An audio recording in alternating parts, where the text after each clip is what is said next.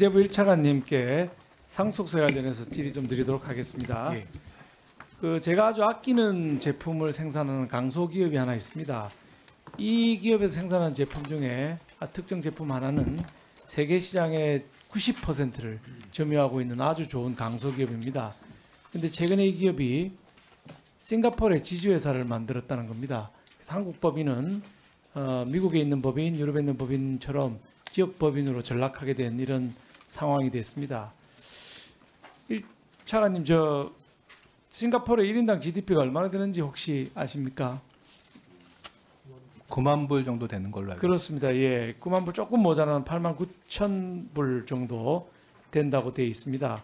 그러니까 싱가포르에 아주 기업하기 좋은 나라로 각광을 받고 있어서 지금 한국의 많은 기업들이 싱가포르로 옮겨가고 있다는 겁니다. 싱가포르 경제개발청에 따르면은 2022년도 그래프에서 보시는 것처럼 싱가포르 내에 고정자산 투자가 225억 싱가포르 달러, 2021년 대비 2배 가까이 늘어서 역대 최대치를 기록했다고 하고요.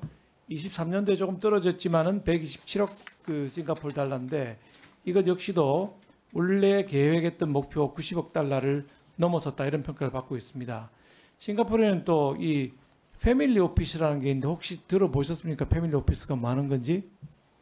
그 이름은 들어봤습니다. 예, 이게 부유층들이 너무 많이 세계에서 들어와서 이 부유층들의 재산을 관리해주는 이런 게 패밀리 오피스라고 하는데 이 오피스 숫자가 지속적으로 늘어나고 있습니다. 그만큼 전 세계 부유한 사람들이 한국을 포함해서 많이 싱가포르로 이전해 가고 있다는 얘기가 되겠습니다. 차관님, 왜 이렇게 싱가포르로 갈까요? 싱가포르 왜 이렇게 많은 나라에서 부자들이 기업도 옮기고 이사도 가고 그렇게 합니까? 싱가포르에 아마 법인세도 상당히 낮은 수준이고 특히 상속세가 없는 것으로 알고 있습니다. 그렇습니다. 바로 우리나라와 비교해 볼 때에 싱가포르는 상증세가 없습니다. 양도세도 없고 배당소득세도 없고요. 소득세는 우리나라 절반 조금 더 되는 수준이고요. 법인세는 17%니까 우리나라하고 약 7%포인트 차이가 나는 정도의 낮은 세율을 가지고 있습니다. 제가 지난번 국정감사 때 아일랜드 사례를 말씀드렸는데 싱가포르도 아일랜드 못지않게 낮은 세율로 상당히 많은 투자를 끌어들이고 있는 나라들입니다. 이게 기업들 해외 이전이 이제는 미래 걱정이 아니고 현실이 돼가고 있다. 중기중앙회가 작년에 조사한 실태조사 보고서를 보면은 조사 대상 기업의 65%가 세금이 너무 부담되어서 가업 설계를 못하겠다. 이런 얘기를, 이런 63%, 65%나 되는 기업들은 아마 싱가포르 같은 상증세가 없는 국가로 이전해 가려는 욕구가 생기는 게 당연하리라고 인지상정이 아니겠느냐. 이렇게 생각이 들고요. 우리나라 제조 중소기업 CEO 중에 60대 이상 비중이 몇 %쯤 되는지 혹시 기억하시는지요? 정확한 통계는 지금 잘 기억이 나지는 않습니다. 예. 중기중앙회 조사에 의하면 60대 이상 CEO 이분들이 이제 34% 정도 된다고 합니다. 그러니까 60대 이상, 70대 이상 되면 자녀에게 상속을 해줘야 되는데 아시다시피 우리 상속세가 일본을 제외하고는 세계 제일 높은 이런 나라이기 때문에 다른 나라로 이제 이전을 하는 그런 경우가 생긴다는 것이죠. 저번에도 질문을 드렸습니다만은 글로벌 자문회사 헨리 & 파트너스 조사에 하면은 100만 장자들이 이주를 많이 갈 걸로 예상하고 있다. 올해 이렇게 나왔는데 우리나라가 중국, 영국, 인도에서 네 번째다. 1200명 정도의 100만 장자들이 이주할 거다. 이렇게 나오고 있습니다. 어떻게 생각하십니까? 저희 부총리께서 말씀하셨다시피 조세 정책이라고 하는 것이 국내에서의 조세의 합리성보다 함께 자본의 이동성 것도 같이 봐야 될 중요한 통계라고 생각합니다. 예, 숫자는 1200이지만 사실 인구 감안하면은 중국보다 더 많은 비율이 나간다고 볼 수도 있는 것이거든요. 상당히 조세 정책의 중요성을, 특히 상속세의 중요성을 우리 다시 한번 일깨워주는 게 아닌가 생각합니다. 국세청장님, 예. 행사하고 오시느라고 피곤하실 텐데 간단한 거 하나 여쭤보겠습니다.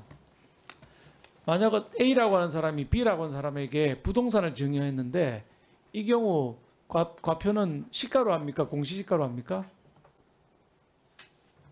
부동산 증여한 예, 경우. 원래는 시가로 하는 게 맞습니다만은 또 시가를 구하기 어려운 경우에 감정가액이라든지 또 기준 시가로 하는 경우가 있습니다. 그렇죠.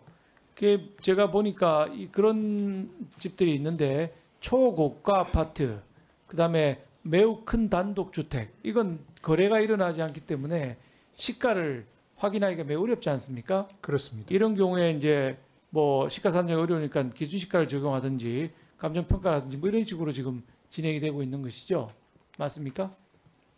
예, 지금 그 주거용 같은 경우는 예산이나 규정이 부족해서 사실 기준시가 감정평가도 못하고 기준시가로 받아줄 수밖에 없습니다. 글쎄 그렇게 지금 돼 있더라고요.